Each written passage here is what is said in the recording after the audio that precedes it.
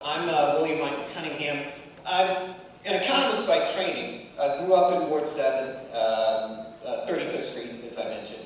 Went to Howard University, then went to a school called University of Chicago to study economics. I live in the ward. And basically what I've been doing is looking at the economic situation in Ward 7, in DC in general, in black communities in general across the country. And I wanted to share some of the findings that I've come up with in looking at Ward 7. The other thing I will do is I will go over how many people answered the survey that we put out. I will go through them really quickly. What I'm going to do is I'm going to start with the economics. I'm going to start with the economic situation in the ward. By the way, this was sponsored by Ms. Muhammad, but these are my opinions, all right? So don't get upset with Ms. Muhammad for anything that I say. It's all me. Okay, if I say anything good, you can thank her. If I say anything bad or erroneous, it's all my fault. So with that, let me start to step through some of the data. Now, it's my opinion that the economic forecast is troubling for black residents and for certainly black natives. And I'll go through why I think that. Now, this is households paying rent of $2,000 or more in the year. Okay, I put this up because I want to contrast that with households paying rent in 2020 by census tract for Washington, D.C.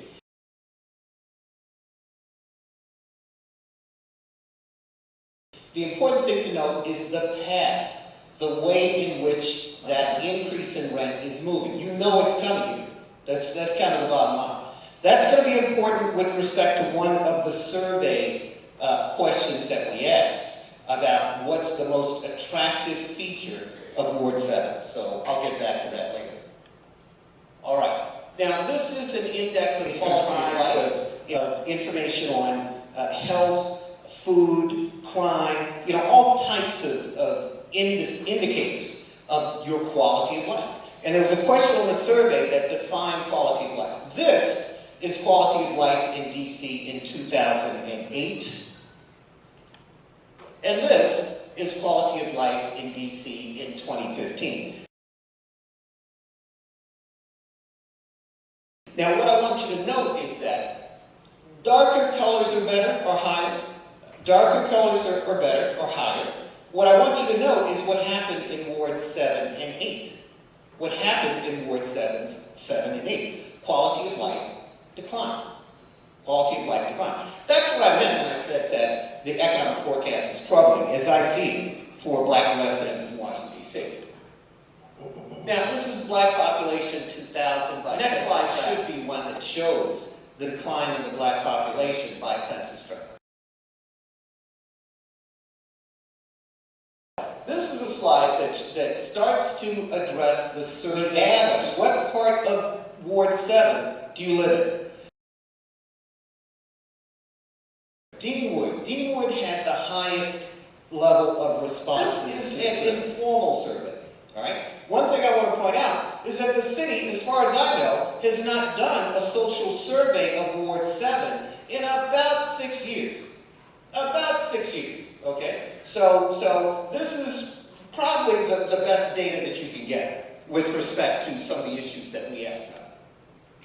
What do you like most about Ward 7?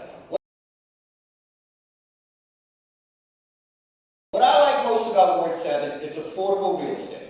This syncs to the map that I showed you, showing $2,000 rents coming across. That's what I meant when I said that it's moving this way. The data clearly shows that. So, the implication from an economic analysis is that the thing that you like most about Ward 7 is about to disappear. Now, what do you like least about Ward 7? What you like least about Ward 7 is that there's no retail and you have a hard time getting food. No retail and you have a hard time getting food. Show of hands. How many people, show of hands, agree with those two concerns? It may not be your top concern, but okay. So I think that's representative. I think that's right. So lack of retail and food being two of the key issues. Now, what type of Ward 7 community or neighborhood activities would you participate in if they were offered? The one thing the bigger the word, the more the responses showed that was a concern or an issue. So, community was number one. And that's that focus on the community. You know, I like the fact that block parties is pretty big. Growing up here, I remember block parties. I don't think they have them anymore, but I remember growing up here. Now, if you do not participate in Ward 7's community and neighborhood activities, why not? Well, the thing to notice here is that, yes, family is high, but it's not the highest thing. The biggest thing is that the activities that are scheduled don't really conform to your perspective on community. They're not community-focused enough. Certainly getting notice about the meetings is also relatively high, but it's not that high, you know? So people want to participate in community activities that are focused on where they live. That's what the survey tells us. This gets back to the quality of life issue. People are dissatisfied with quality of life in Ward 7. If you add up the bars, let's go, you see the slightly dissatisfied, moderately dissatisfied, extremely dissatisfied. That totals about 60%. So the majority of people. And remember, that syncs with the slide I showed you earlier that showed that quality of life had declined from 2008 to 2015.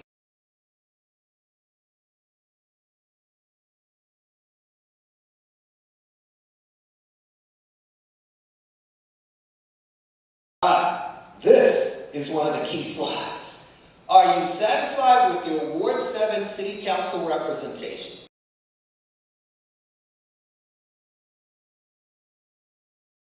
Slightly satisfied, moderately dissatisfied, extremely dissatisfied is the biggest part of this chart, and it's 45%. It's 45, extremely dissatisfied, not just kind of a little dissatisfied.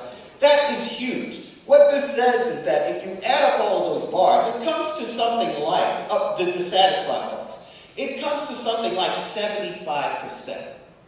75% of the people who took our survey were slightly, moderately, or extremely dissatisfied with their Ward 7 City Council representation. Why is that important in this form? That's important because of the two people who aren't here, right? If you had numbers like this, wouldn't you show up?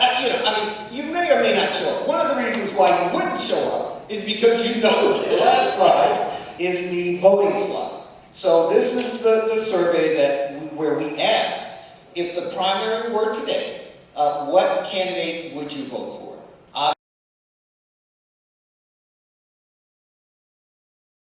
Obviously, Vincent Gray's in the lead, Yvette Alexander second, Mr. Thompson third, and Mr. Chesley fourth. The other thing to note is none of the above. That's a huge slug of none of the above for an election like this, in a ward like this.